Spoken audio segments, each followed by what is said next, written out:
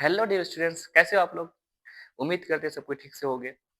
तो मैं आ गया हूँ वीडियो शूट करने के लिए। अभी रात के हो रहे हैं 11:30 और क्योंकि आपसे प्रॉमिस है कि रेगुलर एक-एक वीडियो आएगा, तो हमें कंटिन्यू बनाए रखने के लिए वीडियो शूट करना है। तो अपन लोग नेक्स्ट टॉपिक को लेकर के आ गए। अब तक हम लोगों ने क्या देखा? ग्राफ्स वाला पोर्शन में स्ट्रेट लाइन और पैराबोला का ग्राफ देखा। बस हमने ये समझने का कोशिश किया कि आगे जाके अगर हमको कभी ऐसा ग्राफ्स प्लॉट करना हुआ या ऐसा ग्राफ चूज़ करना हुआ कि कोई फिजिक्स या फिजिकल केमिस्ट्री में कोई ऐसा वेरिएबल्स हुआ जिनके बीच में ग्राफ प्लॉट करना है, उनका पावर्स अगर दोनों पर 1 हुआ, है ना? अगर दोनों पर पावर 1 होगा तो उसका ग्राफ कैसा बनेगा? स्ट्रेट लाइन बनेगा। कैसे पहचानेंगे सर? उसका इंटरसेप्ट और स्लोप को देखेंगे। अगर इंटरसेप्ट पॉजिटिव है तो जो भी वेरिएबल अकेले वाई एक्सिस की तरफ होगा, इस पार होगा, यानी उसमें ऊपर में कट होगा। नेगेटिव होगा तो नीचे कट होगा और उस पॉइंट से जो लाइन पास होगा, 2 तरह का लाइन हो सकता है। उसके बाद हम स्लोप को देखेंगे, है ना? स्लोप पॉजिटिव नेगेटिव से इस तरह से हम ग्राफ प्लॉट भी कर सकते हैं या 4 ऑप्शन में से सही वाला ग्राफ को चूज़ भी कर सकते हैं, है ना? आगे जाके और हम लोग जब जब क्वेश्चंस करेंगे तो देखेंगे भी। तो इस तरह से पैराबोला में भी हम लोग क्या देखें कि अगर पैराबोला किस तरह का ग्राफ बनेगा, जब जिन 2 वेरिएबल के बीच में हम ग्राफ प्लॉट करेंगे, एक में पावर 1 होगा, एक में पावर 2 होगा, तो उसका शक्ल कैसा होगा? एक तरफ मुँह खुलता हुआ रहेगा और मुँह उधर खुलेगा जिस पर पावर 1 होगा। ये सब बातें हम लोग लास्ट लेक्चर में किए थे, उसका यूज़ हम लोग फिजिक्स में करेंगे आगे जा कर के, जब हम लोग कोई ना कोई क्वांटिटीज़ के बीच में ग्राफ प्लॉट करेंगे तो। बेसिकली हम लोग ये सब इसलिए सीख रहे हैं ताकि हम किसी ग्राफ को जल्दी से प्लॉट कर सकें। लेकिन मैं अब अगर आपको ये बोलूँ कि इस सारे ग्राफ्स का इन सारे ग्राफ्स का हमारे रियल लाइफ में यूज़ है और हमारे आस-पास का यूनिवर्स जो भी हमारे आस-पास का चीज़ें हैं, वो पूरा का पूरा इन ग्राफ से ही कनेक्टेड है। स्ट्रेट लाइन हो, पैराबोला हो या मैं अगर आपको ये बोलूँ कि यहाँ बोर्ड में 1, 2, 3, 4, 5 ये 5 ग्राफ है। ये 5 ग्राफ ऑलमोस्ट यूनिवर्स को आपको समझने के लिए काफ़ी है। क्या आप मानोगे? अपने आस-पास को दुनिया को देखो। क्या देखते हो आप? टायर देखते हो। क्या देखते हो आप? फैन देखते हो। आप क्या देखते हो? क्लॉक देखते हो। ये सब आपको दिख रहा है कुछ सर्कल वाला चीज़, है ना? हाँ सर, दिख रहा है। तो जब आस-पास में जो इतना सब सर्कल दिख रहा है, तो उसका ग्राफ कैसा होगा, उसका शक्ल कैसा होगा, उसका इक्वेशन क्या होगा, समझना ज़रूरी है कि नहीं है? हैं? फिर उसके बाद क्या लिखा हुआ है? एलिप्स लिखा हुआ है ना? केपलर्स वाला आपको कहानी याद होगा ना? केपलर्स ने प्लैनेट के बारे में क्या बताया था कि जो प्लैनेट्स होते हैं वो इलिप्टिकल पाथ में घूमता है। लगभग हमारे पास जो भी अपना यूनिवर्स में जितने भी प्लैनेट्स हैं, ठीक है? तो उनका अगर हम मोशन को अंडरस्टैंड करते हैं तो ज़्यादातर प्लैनेट्स का मोशन सर्कुलर ना होकर के इलिप्टिकल होता है। तो इलिप्स भी हमारे लिए क्या है बहुत ज़्यादा यूज़फुल चीज़ है ना? मतलब अपने जीवन में अपने संसार को समझने के लिए। ऐसी क्या है हाइपरबोला, ये तो भाई खतरनाक है, इसका बहुत यूज़ है ना? जीपीएस सिस्टम का नाम सुना है? सर सुने हैं क्या? हम लोग तो यूज़ करते हैं सर लोकेशन ट्रैक करने के लिए। तो किसी चीज़ का पोजीशन को बताने के लिए, नेविगेशन करने के लिए रेडियो सिग्नल्स होता है वो जीपीएस का के थ्रू हम लोकेशन पता करते हैं। वहाँ पे हाइपरबोलिक जो पैटर्न होता है, उसका यूज़ होता है। मतलब उसका ग्राफ हम एग्ज़ैक्टली हाइपरबोला नहीं बोल सकते हैं। जैसे मान लो आपको एग्ज़ाम्पल के तौर पे बताते हैं, तो मान लो कि 2 मोबाइल का टावर है, राइट? तो कैसे वो जीपीएस का थोड़ा-सा बताता हूँ आपको कि 2 मोबाइल का टावर है, एक ये टावर है, एक ये टावर है। अब मान लो आप कहीं पे हो, आपका फ़ोन कहीं पे है, आपके साथ आपका फ़ोन है, ठीक है? तो इस मोबाइल टावर से भी आप वहाँ पे सिग्नल पहुँचा और इस वाला मोबाइल टावर से भी वहाँ पे मान लो सिग्नल पहुँचा। तो ऑब्वियसली बात है दोनों का सिग्नल जो पहुँचा दोनों में कुछ ना कुछ टाइम में डिफरेंस होगा क्योंकि अलग-अलग जगह से जा रहा है ना वेव्स, है ना? जब हम लोग वेव्स का इक्वेशन देखेंगे तो समझ में आएगा, ठीक? तो जब अलग-अलग जगह से वेव्स जा रहा है तो उसको पहुँचने में अलग-अलग समय भी लगेगा, तो कुछ ना कुछ टाइम में डिफरेंस आएगा कि नहीं आएगा? तो वो जो टाइम में डिफरेंस आएगा, तो किस-किस पोज़ीशन पे वो कांस्टेंट आता है, वो टाइम में डिफरेंस कहाँ-कहाँ सेम रहता है, ठीक है? उन पॉइंट्स को जब हम लोकेट करते हैं ना, तो उसका जो पैटर्न बनता है, वो हाइपरबोलिक पैटर्न बनता है। तो सर वो जीपीएस सिस्टम वहाँ हमको सैटेलाइट और टाइम के बारे वो कॉम्प्लेक्स मैथमेटिक्स तो है, ज़रूर है, बट हम उसको समझने के लिए ये हमको ये आइडिया काफ़ी है हमारे लिए कि भाई इसका पैटर्न जो होगा, लोकेशन का जो पैटर्न होगा वो हाइपरबोला जैसा होगा। तो ये जो हाइपरबोला जो ग्राफ है, ये सिर्फ़ एक ग्राफ नहीं है, ये जो ग्राफ पढ़ने वाले ये सब ग्राफ नहीं है, हमारे रियल लाइफ़ से कनेक्टेड है सब कुछ, ठीक है? जब आप ये सब चीज़ को जानोगे और समझोगे तो शायद आपके अंदर क्यूरियोसिटी आ जाए चीज़ों को सीखने का। फिर आप कोनिक सेक्शन जब पढ़ते हो तो वहाँ पे सिर्फ आप इक्वेशन को रटने का कोशिश मत करो। इन चीज़ को फ़ील करो कि हमारे रियल लाइफ़ में कैसे यूज़ होता है। हालाँकि हम अगर रडार सिस्टम में नेविगेशंस में हाइपरबोला का जो पैटर्न है वो खूब ज़्यादा यूज़ होता है। जीपीएस में कोई ऐसा ऐसा मत बोलना कि सर जीपीएस में एक्ज़ैक्टली हाइपरबोला का ही ग्राफ बनता नहीं। बहुत कॉम्प्लेक्स मैथमेटिक्स है, ठीक है? सैटेलाइट मोशन है, टाइम है, सब कुछ है। बट मैं उन पोज़ीशंस के बारे में बोल रहा हूँ जिस पोज़ीशन को हम लोकेट करते हैं ना वो उसका पैटर्न हाइपरबोला जैसा आता है। एक्सपोनेंशियल ये तो वर्ड खूब सुने होंगे एक्सपोनेंशियल कोई ग्रोथ कर गया, है ना? एक्सपोनेंशियल डिके कर गया। तो एक्सपोनेंशियल एक नंबर है ना, एक्सपोनेंशियल इसका नंबर कितना होता है 2 पॉइंट लगभग 72 के आसपास, 73 के आसपास एक नंबर है ना। अब ये मान लो कोई इस रेट से इंक्रीज कर रहा है, जैसे मान लो किसी पर पावर 2 है तो 2 पर पावर 2 कितना होगा 4 होगा, फिर 2 पर पावर मतलब अगर हम 2 2 करते जाएंगे तो समझो कि इस तरह से ये पावर अगर हम चढ़ाते जाएं, है ना, जैसे एक्सपोनेंशियल ये हो गया, जैसे ई की जगह मान लो कुछ एक्स है, ठीक, चौक रोज टूटता है, ठीक है, ई पर पावर मान लो एक्स है, ई की जगह तो 2.72 है, अब इस पर पावर मान लो 1 है 2 है 3 है, तो ये नंबर इंक्रीज करेगा ही नहीं करेगा, है ना। तो इस रेट से कोई चीज इंक्रीज करता है सर, तो इसका हमारा रियल लाइफ से क्या कनेक्शन है। बैक्टीरिया का नाम सुने हो, बैक्टीरिया, हाँ सर सुने हैं। वो महज 1 घंटा में पता है वो लाखों की संख्या में बढ़ जाता है। तो इतने कम समय में इतना जो बढ़ेगा ना, तो उस चीज़ को हमें प्लॉट करना होगा, ग्राफ में बताना होगा, तो उसका जो इंक्रीजिंग जो है कि भाई कम समय में बहुत ज़्यादा बढ़ रहा है, तो वो एक्स्पोनेंशियली इंक्रीजिंग की तरह हम लोग बोल सकते हैं, वो एक्स्पोनेंशियली ग्रोथ क्या हो सकती है, ठीक है। इसके अलावा जैसे पॉपुलेशन ग्रोथ है ना? किसी देश का इकोनॉमिक वाला ग्रोथ है, जीडीपी वगैरह है, एक्स्पोनेंशियल के टर्म में हम लोग ग्राफ को दिखाते हैं कि कैसा है। शेयर बाजार में, शेयर मार्केट में जो होता है ना, वहाँ पे भी कभी-कभी एक ही कम समय में बहुत पैसा किसी का बन गया, एक्स्पोनेंशियल ग्रोथ कर गया। डीके भी होता है, एक्स्पोनेंशियल डीके हो गया, है ना? कोई चीज़ एक्स्पोनेंशियल डीके किया। तो इसका हम लोग यूज़ करेंगे हालाँकि कहाँ पे charging of capacitor, discharging of capacitor में, है ना? Charging of inductor, discharging of inductor में जब हम देखेंगे कि कैपेसिटर किस तरह से चार्ज हो रहा है, तो उसका जो इक्वेशंस आएगा कुछ एक्स्पोनेंशियल टर्म का आएगा, तो इसका ग्राफ जानना बहुत ज़रूरी है हमारे लिए। फिर यहाँ पे क्या है साइनसॉइडल। साइनसॉइडल भाई याद रखना, जीवन में जहाँ पे भी वाइब्रेशन हो रहा है, कहीं पे भी अगर वाइब्रेशन है ना, ऑलमोस्ट हर जगह वहाँ पे उसका जो प्लॉटिंग करोगे उन चीज़ों का, तो वो उसका जो शक्ल बनेगा वो साइनसॉइडल मतलब साइन या कोस की तरह शक्ल बनेगा, ऑलमोस्ट चीज़ों का। जैसे वाइब्रेशन में जैसे गिटार का स्ट्रिंग हुआ, उसमें वाइब्रेशन है कि नहीं है? तो उसका जो मोशन होगा, है ना? वो जो एसएचएम कर रहा होगा हर एक पार्टिकल उसका, ठीक है? वो वेव है। तो उसका शक्ल साइन या कोस की तरह होगा। जैसे मैं बोल रहा हूँ साउंड एक वेव है ना?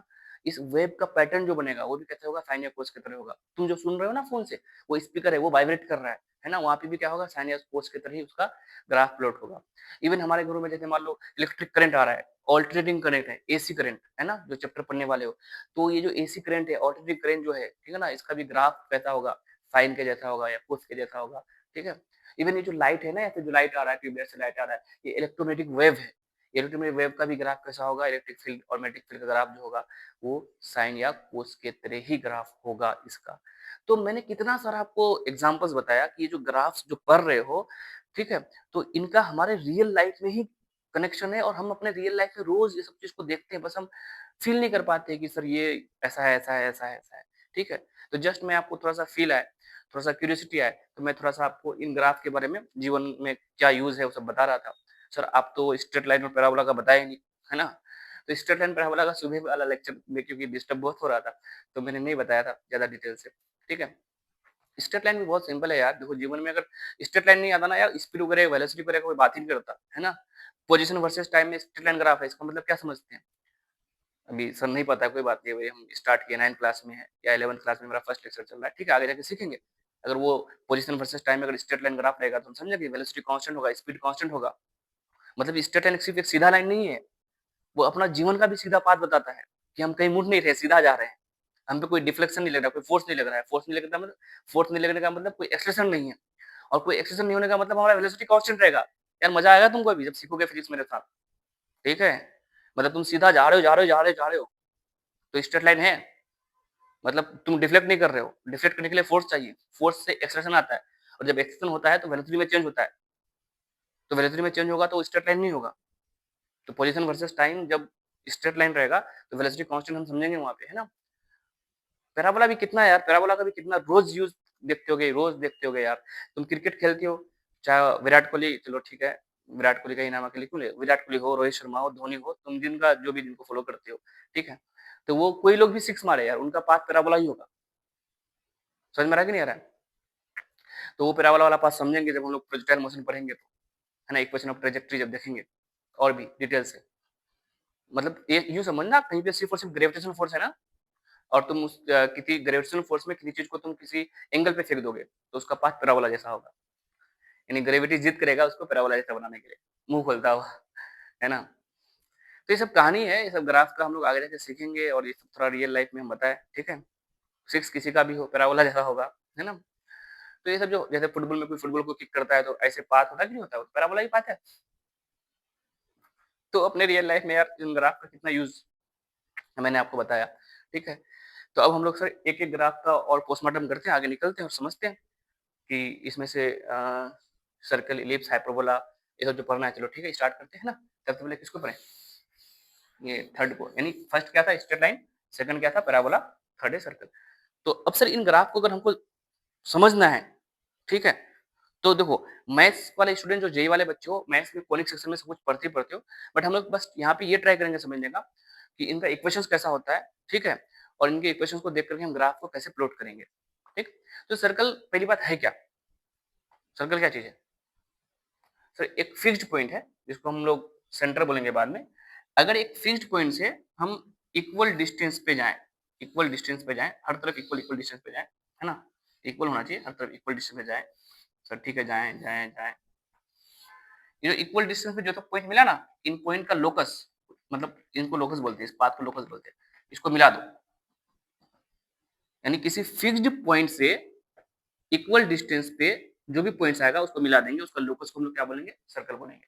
और इस फिक्स्ड पॉइंट को हम लोग क्या बोलेंगे, सेंटर बोलेंगे। और इस फिक्स्ड पॉइंट से जो यहाँ तक का डिस्टेंस उसको हम लोग क्या बोलेंगे, रेडियस बोलेंगे। देखो ये हर जगह से तो इक्वल है, क्योंकि तुमने पहले बोला था कि हमको इक्वल डिस्टेंस में जाना है।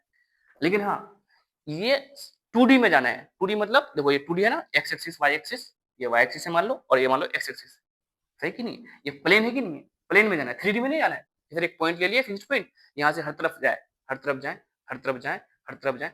सब जब इन सब पॉइंट्स को मिलाएंगे ना तो स्फीयर बन जाएगा, फुटबॉल बन जाएगा। तो 3D में अगर फिक्स्ड पॉइंट से अगर इक्वल डिस्टेंस पे लाइन खींच, लोकस को खींचो बनाओगे तो वो क्या बनेगा तुम्हारा, स्फीयर बन जाएगा। 2D में किसी प्लेन में, किसी पेपर में, पेज में तुम्हारा जिसमें लिखती हो तुम, है ना, उस पर अगर हम फिक्स्ड पॉइंट से सिर्फ इक्वल इक्वल डिस्टेंस पे जाएंगे, और जब जब गए तो हर तरफ का जो हम पॉइंट्स को अगर हम लोकेट कर देंगे ना, तो उसका जो लोकस होगा, है ना, उसका जो पाथ होगा, उसको हम लोग क्या बोलते हैं, सर्कल बोलते हैं, ठीक है सर। और इसको सेंटर बोलते हैं, इसको सेंटर बोलते हैं, है ना, पता है अपने को सर, सेंटर है, सेंटर है, सेंटर है ना, ये रेडियस है, ये रेडियस है। इसका इक्वेशन कैसा होगा सर, कैसा होगा? चलो मान लेते हैं कि ये जो हमारे पास ना एक्स एक्सिस है, ये वाई एक्सिस है,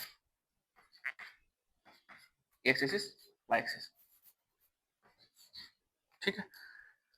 चलो अभी हमें ये मान लो ओरिजिन है, ये ओरिजिन है। तो यहाँ से अगर मैं R distance, R distance, R distance, R distance हर तरफ जाऊँ, इन पॉइंट को हमें लोकेट करूँ, ये क्या बनेगा, सर्कल बन जाएगा।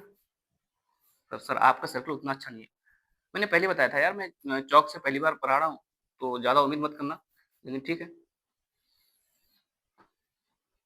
छी छी छी छी छी, ठीक है, चलेगा, गोल हो गया, हो गया। उतना अच्छा नहीं हुआ, कोई बात नहीं। चलो ये सब इक्वल है यार, ये और ये और ये और ये इक्वल रेडियस, ठीक है। अगर ये 0,0 है, अगर ये 0,0 है, एक्स में 0 वाई में 0, और इस रेडियस को मैं स्मॉल आर बोलता हूँ, स्मॉल आर है ना, ये स्मॉल आर है, यहाँ से यहाँ भी स्मॉल आर, यहाँ से यहाँ भी स्मॉल आर। तो इसका इक्वेशन पता है क्या हो जाएगा, स्टैंडर्ड इक्वेशन तो ऐसा हो जाएगा, ये x square divided by r square plus y square divide by r square is equal to 1। यानी और अगर आगे बढ़ा के लिखो तो क्या लिखोगे, x square plus y square, देखो यहाँ पे आर का स्क्वायर एलसीएम ले लो, है ना, डिवाइड बाय आर का स्क्वायर, उसको उस पार भेज दो तो क्या हो जाएगा, आर का स्क्वायर। ये जो जहाँ पे आर क्या है, रेडियस, आर क्या है, रेडियस है, ठीक है।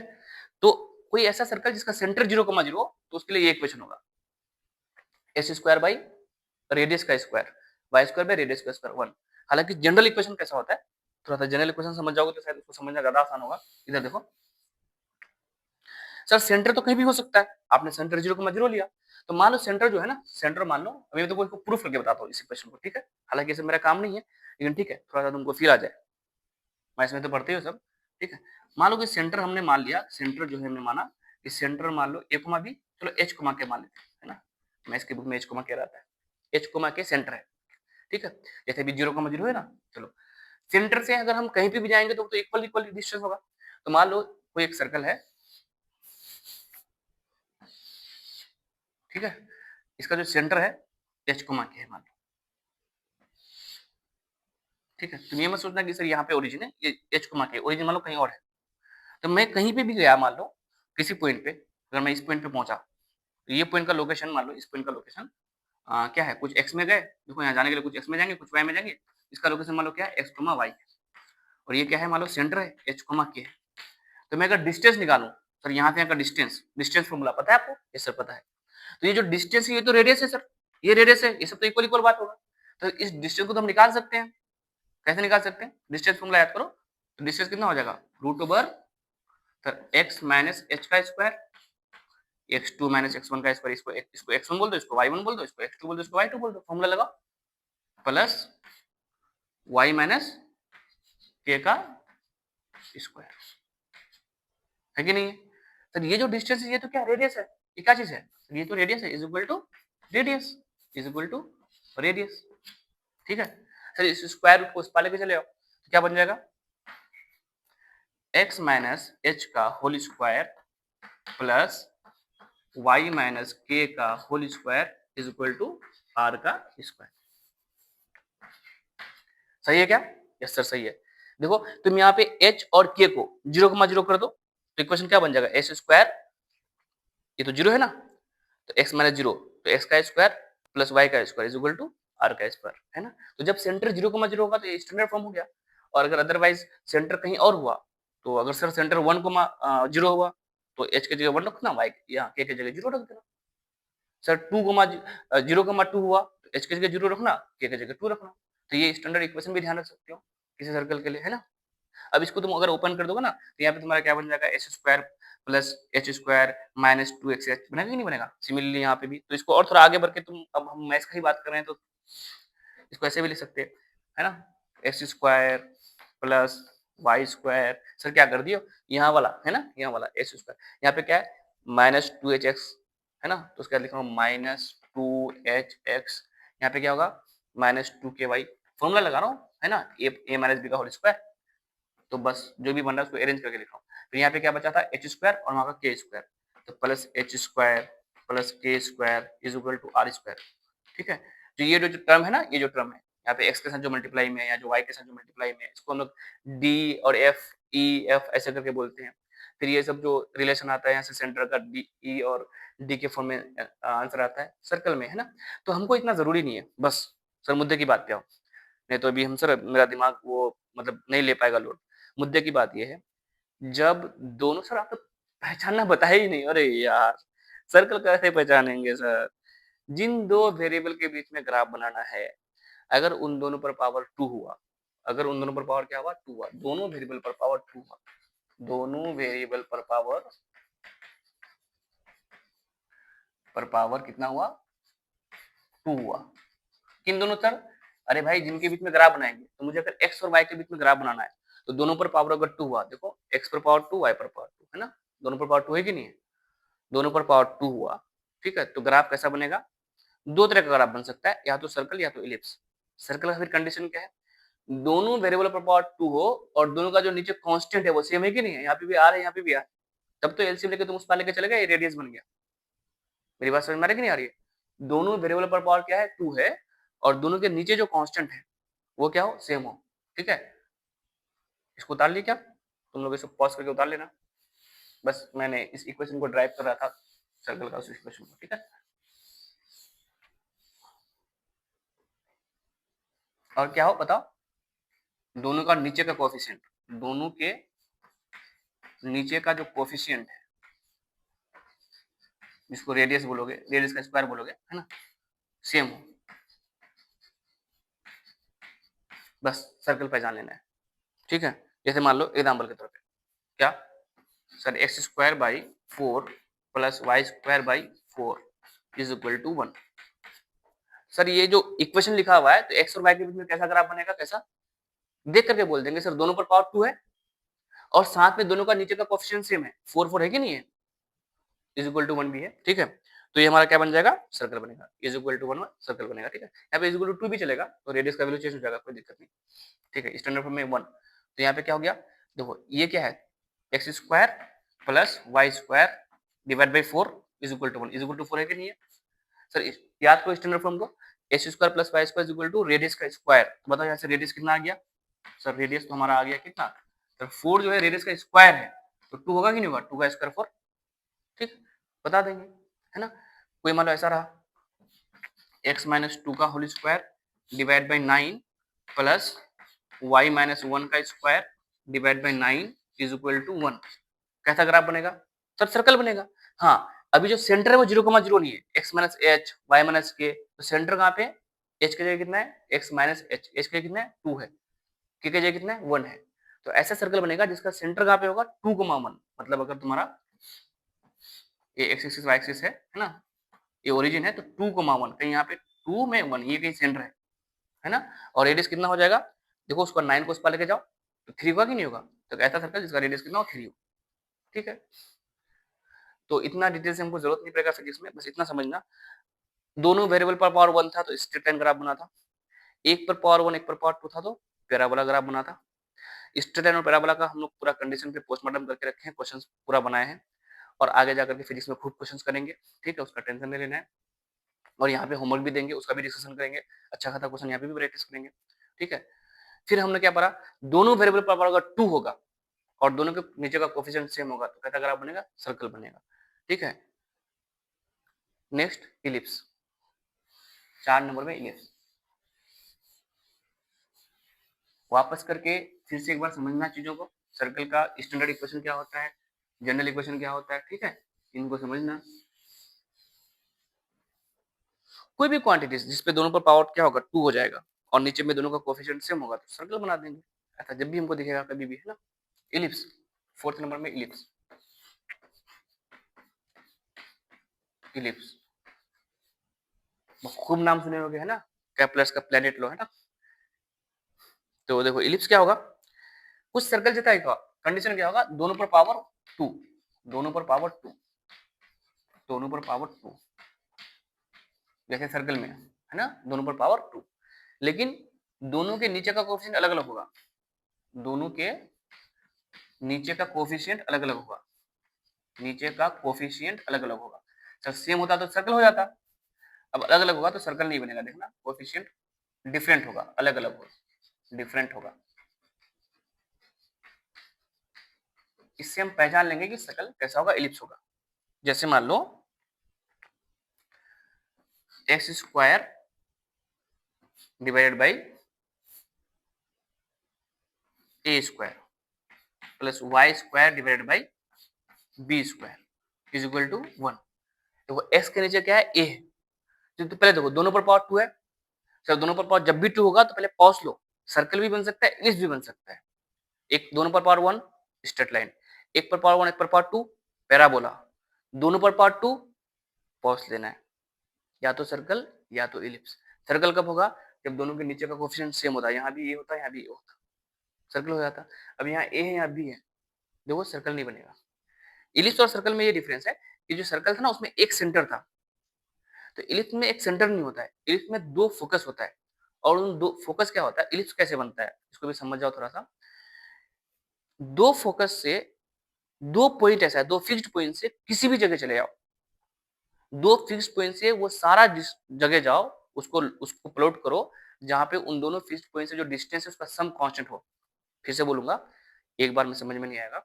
जैसे सर्कल क्या था, सर एक फिक्स्ड पॉइंट से मैंने 2D प्लेन पे इक्वल इक्वल डिस्टेंस पे गया, ठीक है ना, और उन सारे पॉइंट को मिला दिया, उनका लोकस को हम लोग क्या बोले? सर्कल बोले। इसी तरह से क्या करना है, एक की जगह आप 2 फिक्स्ड पॉइंट लो, कहीं पे भी 2 फिक्स्ड पॉइंट ले लिए, उन 2 फिक्स्ड पॉइंट से मान लो मैं इतना दूर गया, फिर यहाँ से भी उतना दूर गया, तो ये जो इतना दूर और इतना दूर, इन दोनों का लेंथ का जो सम आया, फिर क्या करो, यहाँ से यहाँ जाओ, फिर यहाँ से यहाँ जाओ, इन दोनों के लेंथ का समेशन जहां जहां क्या आएगा? सेम आएगा, उन सब पॉइंट्स को ड्रॉ कर दो, वो इलिप्स बनेगा। समझाता हूँ और डिटेल से, है ना, जब फिगर बनाएंगे फिर वहां से बताएंगे। अब यहाँ देखो,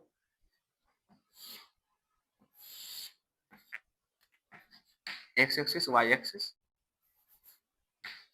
वाई एक्स, जिंदगी में वाई एक्स बहुत है ना। मान लेते कि ए का वैल्यू है ना वो बी से ज्यादा है, ठीक, तो एक्स के नीचे ए है ना, तो जब वाई को अगर हम 0 कर देंगे ना तो एक्स स्क्वायर बराबर क्या हो जाएगा? तो सर अगर हमको भूल गए तो क्या होगा? अरे कुछ नहीं यार, वैल्यूज पुट करो और अपने आप प्लॉट हो जाएगा। वाई की जगह 0 पुट करो, वाई की जगह 0 पुट करो तो क्या होगा? X square by a square का वैल्यू 1 होगा कि नहीं होगा? तो एक्स का वैल्यू क्या होगा? प्लस माइनस ए होगा कि नहीं होगा? तो मान लो यहाँ प्लस ए है, यहाँ पे माइनस ए है, ठीक है, इक्वल इक्वल डिस्टेंस पे प्लस ए है और ये माइनस ए, माइनस ए। ठीक है सर, y का वैल्यू निकालना है, जब x का वैल्यू 0 कर दो तो y by b, y square by b square 1, तो वाई स्क्वायर बराबर बी स्क्वायर, तो वाई का वैल्यू क्या होगा प्लस माइनस बी, है ना। लेकिन बी का जो वैल्यू है ना वो ए से छोटा है, तो उतना बी ऊपर नहीं होगा क्योंकि ए इतना है, तो मान लो यहाँ बी है प्लस बी और यहाँ पे माइनस बी। तो अगर मैं ऐसा एक शक्ल बनाऊं, तो ये जो शक्ल है माइनस बी और यहाँ ये था, ये जो शक्ल है इस शक्ल को हम लोग क्या बोलते हैं, इलिप्स बोलते हैं। उतना अच्छा नहीं बना, इलिप्स बोलते हैं, है ना। ये डिस्टेंस और ये डिस्टेंस अभी इक्वल नहीं है, इक्वल है, अलग अलग चीजें भी नहीं है। तुम एक काम करो, इसको इसको इक्वल कर दो तो क्या बन जाएगा, सर्कल बन जाएगा। देखो यार जितना ये है इतना भी ये लो, तो सर्कल बनेगा नहीं बनेगा, पूरा गोल होगा कि नहीं होगा। तो सर्कल और इलिप्स में डिफरेंस क्या है, यानी दोनों के नीचे जो कोफिशिएंट होगा वो अलग अलग हो जाएगा, डिफरेंट हो जाएगा। अगर सेम रहा तो क्या बन जाएगा, सर्कल बन जाएगा। ठीक है, इतना समझ में आया कि नहीं आया। इलिप्स के बारे में थोड़ा सा, ये तो खैर इलिप्स का कोई स्टैंडर्ड इक्वेशन हो गया। सर अगर ऐसा होता, अगर बी का वैल्यू ए से ज्यादा होता तो कैसा इलिप्स बनता। सर ये ज्यादा होता है ना, और इधर ए वाला कम होता, बी ज्यादा ए वाला कम, तो ऐसा बनता कि नहीं बनता। इसको मतलब क्या बोलेंगे, इलिप्स बोलेंगे। ठीक है, अच्छा, ये जो ज्यादा बड़ा वाला लाइन है इसको बोलते हैं मेजर एक्सिस, इसको क्या बोलते हैं, माइनर एक्सिस। तो टर्म्स को समझ जाओ इलिप्स में, क्योंकि ये ज्यादा बड़ा था ना तो यहाँ से यहाँ इसको मेजर एक्सिस बोलेंगे, मेजर मतलब बड़ा, माइनर मतलब छोटा। इस मेजर का भी आधा पार्ट को, ये आधा है कि नहीं, इसका नाम होगा सेमी मेजर एक्सिस। क्या नाम होगा इसका, सेमी मेजर एक्सिस, है ना, सेमी मेजर एक्सिस। ग्रेविटेशन में हम लोग यूज करेंगे ना थोड़ा सा इलिप्स के बारे में, तो वहां भी देखेंगे हम लोग सेमी मेजर एक्सिस। और इसको हम लोग बोलेंगे सेमी माइनर एक्सिस। क्या बोलेंगे, सेमी माइनर एक्सिस, छोटे वाले को बोलेंगे। तो यहाँ पे क्या है, ये सेमी माइनर एक्सिस है और ये सेमी मेजर एक्सिस है ना। ये सब बात जान लेना है। पॉज करके उतारना थोड़ा वीडियो, पॉज कर लो, नोट्स को उतार। ठीक है, हाँ सर आप इलिप्स के बारे में कुछ बोल रहे थे, वो इक्वल इक्वल डिस्टेंस का कहानी, और क्या बोल रहे थे सम, देखो क्या बता रहा था, दो फोकस होगा। ठीक है,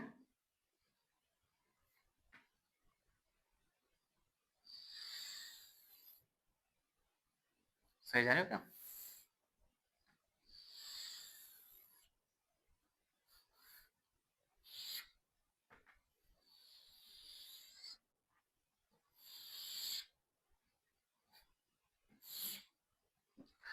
कोई भी इलिप्स में ना दो फोकस होता है, एक को फोकस 1 बोल देंगे, फोकस 2 बोल देंगे, फोकस 1 फोकस 2।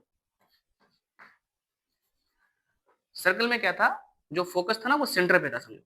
अभी क्या हुआ, इसमें जो फोकस है ना वो सेंटर से समझो कि दूर चला गया। समझ सकते हो ऐसे, समझ सकते हैं।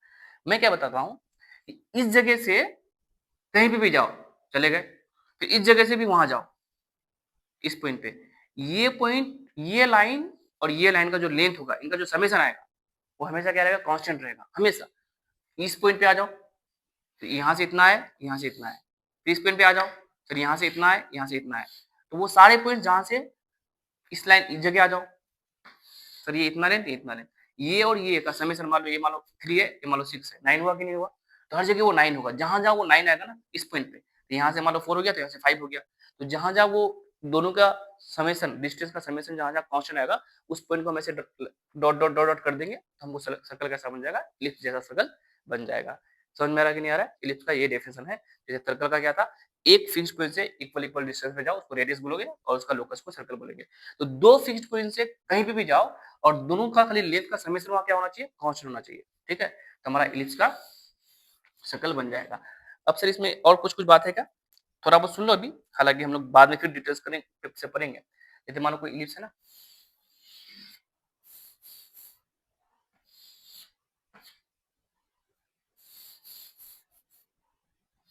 मैंने वीडियो के स्टार्टिंग में बोला था इंट्रोडक्शन में कि हो सकता है ग्राफ और अभी शुरुआत में उतना अच्छा ना बने चौक से। देखो सर ये तो एक फोकस था, फोकस 1, और ये है दूसरा फोकस, फोकस 2। ठीक है, तो सेंटर से ये जो डिस्टेंस है ना, ये डिस्टेंस, इसको मेजर करने के लिए हमको एक टर्म डिफाइन करना पड़ेगा, इसेंट्रिसिटी। क्या डिफाइन करना पड़ेगा, इसेंट्रिसिटी, है ना। तो ये जो यहाँ के लेके यहाँ तक, मान लो ये ए था, ये क्या था a है ना, x square by a square, और ये क्या है मान लो b है ना, plus b minus b plus a 0,0 अगर है, ये सेंटर है 0,0, तो यहाँ a या माइनस a लिख दूं क्या, ये मान लो 0,0 है, तो ये a,0, ये वाला पिन क्या हो जाएगा माइनस a,0 है ना, और ये अगर b है तो ये वाला पिन क्या होगा सॉरी 0,b, और ये 0,-b। ठीक है, अच्छे से डायग्राम बना देना। ये सर सेमी मेजर एक्सिस, ये सेमी माइनर एक्सिस। इक्वेशन क्या होगा सर, एक्स स्क्वायर बाई, क्योंकि सेंटर 0,0 है ना, अगर सेंटर कुछ और रहेगा तो यहाँ पे भी लिख देंगे एक्स माइनस एच का स्क्वायर, तो s square by a square plus y square by a square, नहीं तो सर्कल बन जाता, ये अलग अलग है, यहाँ अलग है यहाँ अलग है, चलो ए का वैल्यू बी से ज्यादा है, ग्राफ में भी दिख रहा है। ठीक है, तो यहाँ पे जो यहाँ का डिस्टेंस है वो ए इंटू ई होगा, ए इंटू ई। ठीक है, इस ई को हम लोग क्या बोलेंगे, इसेंट्रिसिटी। ये क्या है, इसेंट्रिसिटी है ना। इसी तरह से सर ये जो डिस्टेंस होगा ये भी ए इंटू ई होगा, क्योंकि ये 0,0 से इस पार है, तो इसका लोकेशन क्या हो जाएगा ए इंटू ई कोमा 0, इसका लोकेशन क्या हो जाएगा माइनस ए इंटू ई कोमा 0।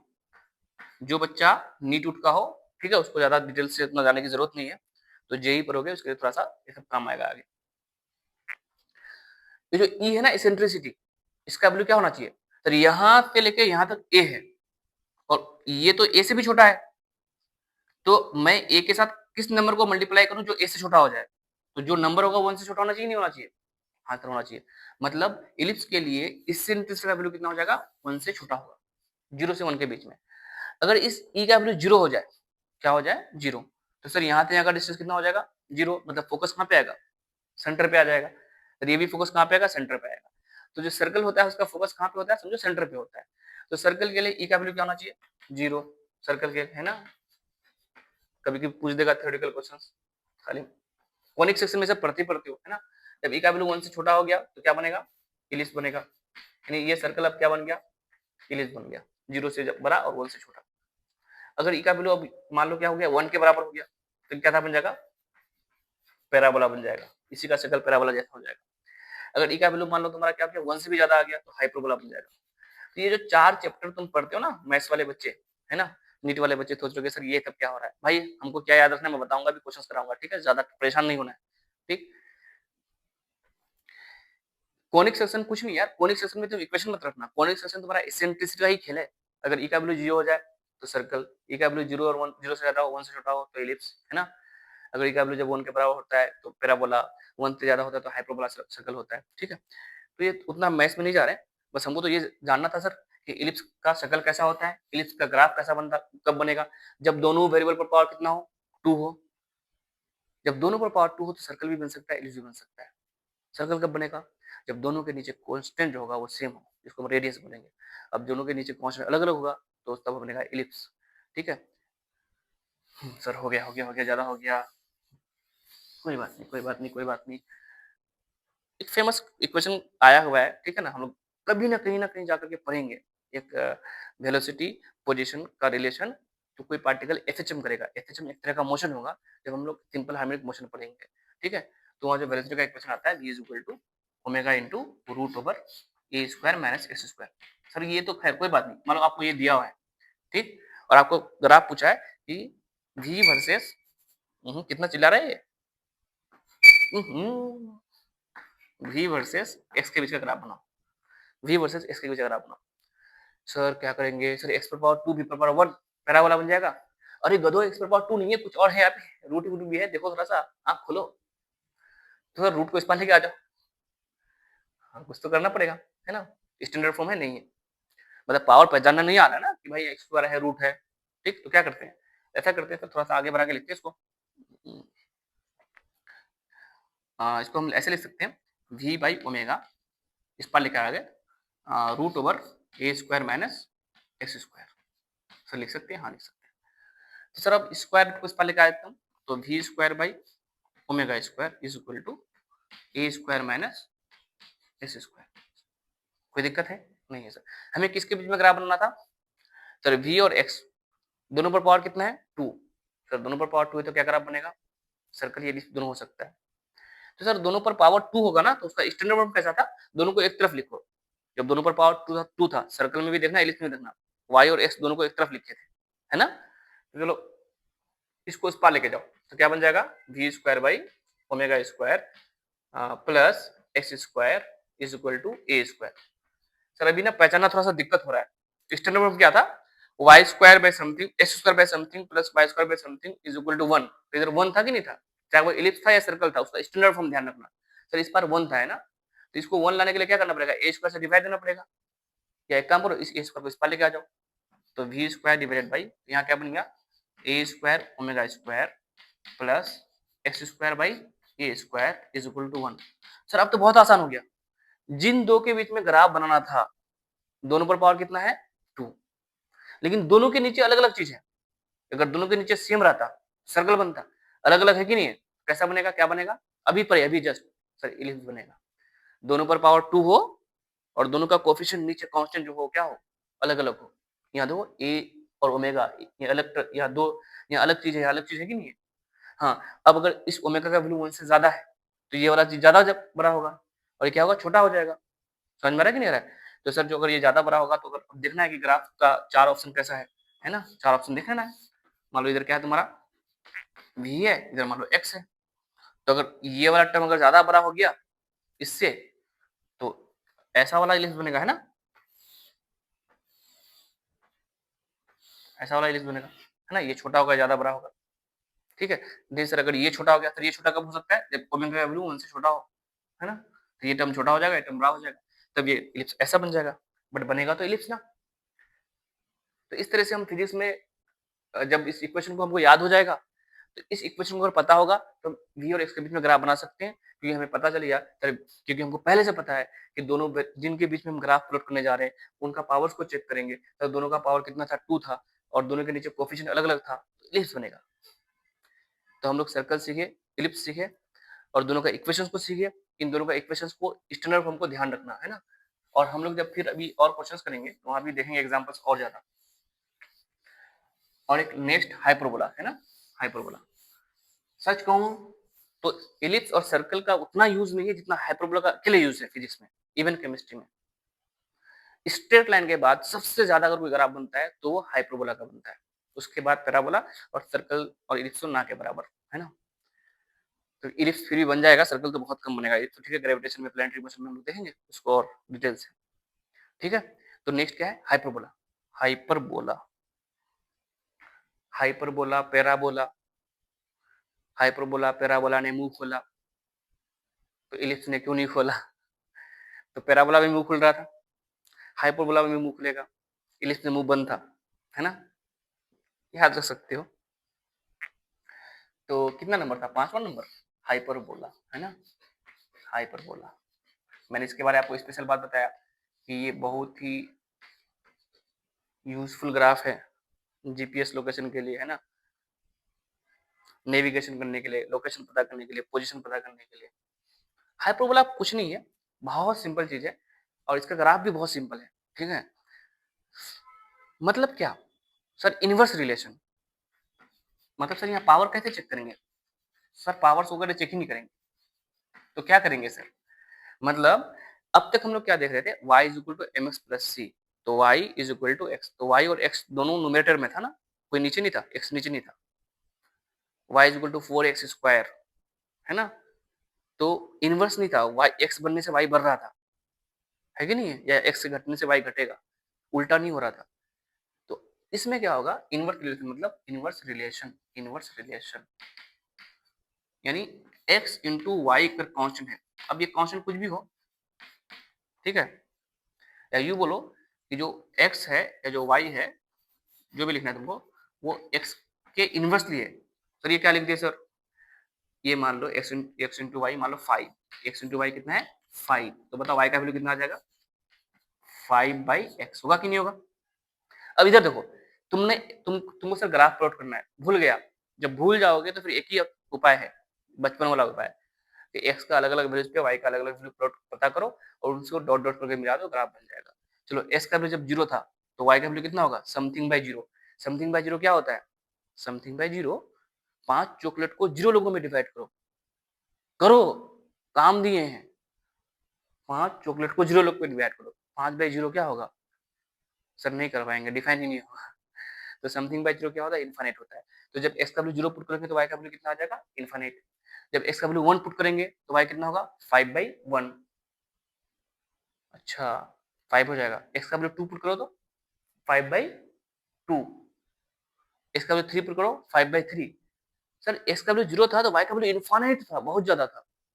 अब एक्स का वैल्यू इंक्रीज करा रहा हूँ तो वाई का वैल्यू डिक्रीज कर रहा है। एक्स का वैल्यू 1 करने से 5/1 5 हो गया, 2 करने से एक्स का वैल्यू बढ़ा है 1 से 2 के, लेकिन वाई का वैल्यू 5/2 हो गया, 2.5 हो गया।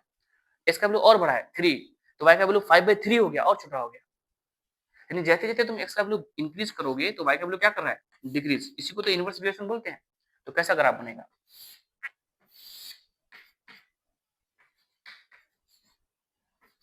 देखो सर, जब एक्स का वैल्यू 0 था तो वाई का वैल्यू इनफाइनाइट था। क्या था? इनफाइनाइट, यानी बहुत दूर था। जैसे जैसे तुम एक्स को बढ़ा रहे हो तो वाई का वैल्यू डिक्रीज कर रहा है, कुछ ऐसा करो, है ना? एक्स का वैल्यू इंक्रीज करते करते इसका वैल्यू इनफाइनाइट कर देंगे, इनफाइनाइट। तो समथिंग बाय इनफाइनाइट क्या हो जाएगा? 0 होगा कि नहीं होगा? तो वाई वाई का वैल्यू घटते घटते घटते घटते, देखो वाई नीचे आ रहा है, वाई घट रहा है। देखो एक्स का वैल्यू, तुम एक्स का वैल्यू बढ़ा रहे हो और वाई का वैल्यू कम हो रहा है। एक्स का वैल्यू 0 था, वाई बहुत ज्यादा, एक्स का वैल्यू बढ़ा है, वाई कम हो गया, हुआ कि नहीं हुआ? और बढ़ा है, वाई और कम हो गया, और बढ़ा है, वाई और कम हो गया। ठीक है? या इधर भी बना सकते हो, इस क्वाड्रेंट में भी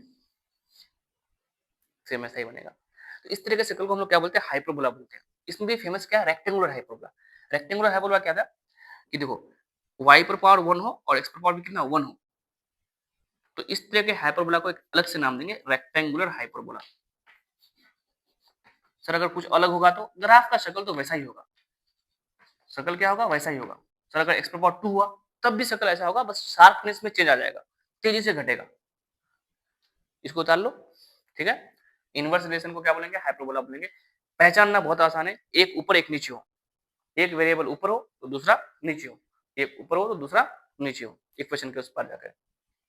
ठीक है? इसको बोलेंगे हाइपरबोला। हाँ, अगर दोनों पर पावर 1 1 हो जाए तो उसका नाम होगा रेक्टेंगुलर हाइपरबोला। सर 1 के अलावा कुछ और हुआ तब भी हाइपरबोला ही बनेगा, तब भी शक्ल ऐसा ही हो जाएगा। मान लो y is equal to 1/x² है।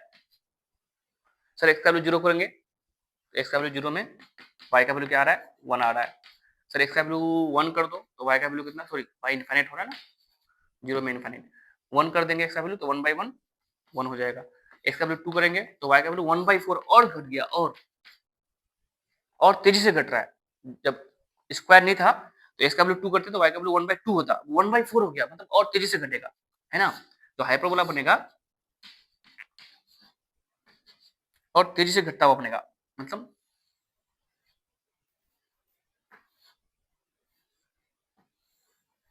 ऐसा। ठीक है? शक्ल तो वैसा ही होगा, हाइपरबोला ही होगा। हाइपरबोला बहुत सिंपल है, सबसे सिंपल हाइपरबोला है और सबसे ज्यादा यूज होने वाला है।